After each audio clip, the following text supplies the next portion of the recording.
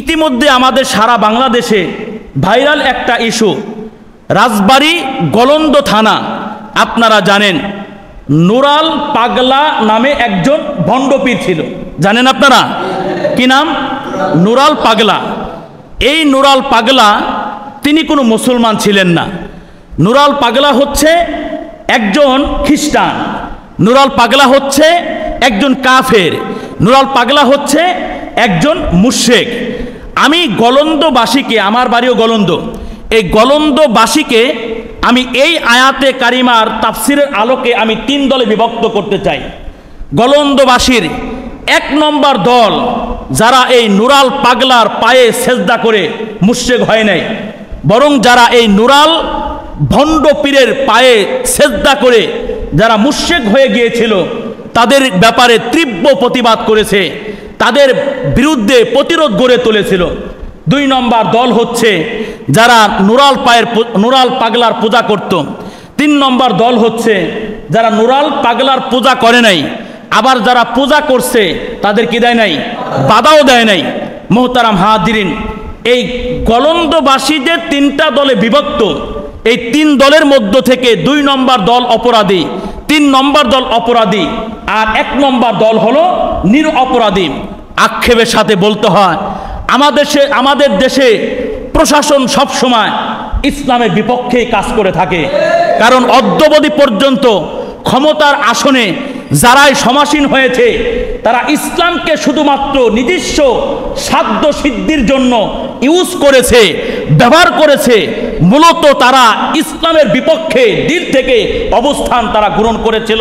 যার কারণে আমাদের দেশের প্রশাসন যারা আছে, আমাদের দেশের প্রশাসনগুলো যারা নিরপরাধী, যারা ছিল অপরাধী, এই নুরাল পাগলার পায়ে সেজদা করে যারা মুশরিক হয়ে গিয়েছিল তাদের বিরুদ্ধে পদক্ষেপ নেওয়া দরকার ছিল।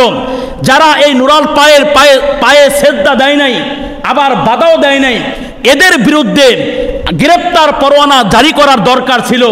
কিন্তু অপরাধীদেরকে শাস্তির আওতায় না এনে মসজিদের ইমাম সাহেব এবং তৌহিদি জনতাকে আপনার হয়রানির শিকার করেছে। কথা বলতে হবে, ঠিক না বেঠিক?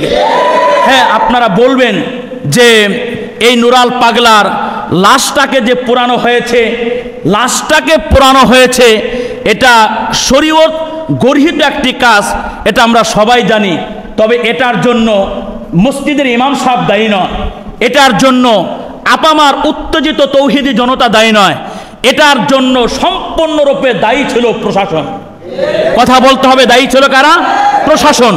কারণ এই প্রশাসন বরাবর আমার সেই গলন্দ থানার উলামায়ে কেরাম এবং যুব সমাজ, তৌহিদি জনতা, আপামার জনতা, তারা প্রশাসনের কাছে গিয়ে তারা 2টি দাবি জানিয়েছেন।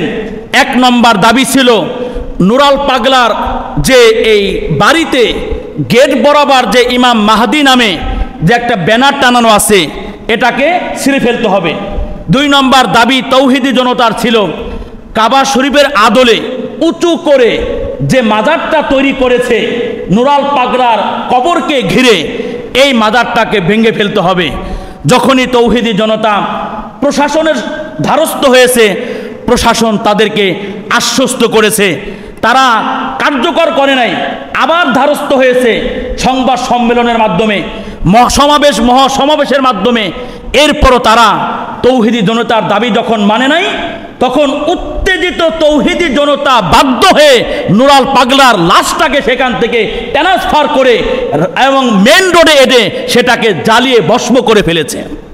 যারা জ্বালিয়ে ভস্ম করে ফেলেছে, যদিও তারা একটা নাজায়েজ কাজ করেছে, তবে তাদের ভালো একটা যুক্তি আছে, ভালো একটা যৌক্তিক দাবি আছে।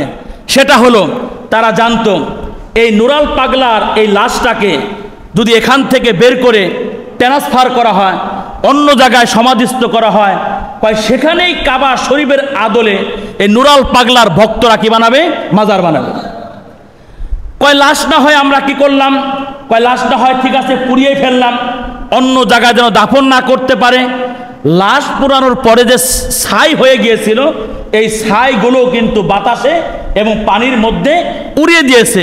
কারণ গলন্দবাসী জানতো এই ছাইগুলো যদি তার ভক্তরা পেয়ে যাইতো, এই ছাইগুলোকে এক জায়গায় দাফন করে আবার কাবা শরীফের আদলে নুরাল পাগলার কবরটাকে বিশাল বড় একটা মাজারে কি করত, রূপান্তরিত করত। মোহতারাম হাজিরিন, তো আমরা যে কথাটা বলতে চাই তো সেটা হচ্ছে যে মুসা আলাইহিস সালামের অবর্তমানে তার অনুসারীরা তিনটি দলে বিভক্ত হয়ে গেছে। এক দল পূজা করেছে, আরেক দল পূজা করে নাই, আবার বাধাও দেয় নাই। আরেক দল পূজা করে নাই কি কিন্তু প্রতিরোধ গড়ে তুলেছিল। মোহতারাম হাজিরিন, এবার আল্লাহ তাআলা শাস্তি স্বরূপ হত্যার বিধান চালু করে দিলেন। যারা পূজা করে নাই আবার বাধাও দেয় নাই, এরা হত্যা করবে পূজারীদেরকে। এরা হত্যা করে কি পূজারীদেরকে, উভয়ের কি হয়ে যাবে, তওবা হয়ে যাবে।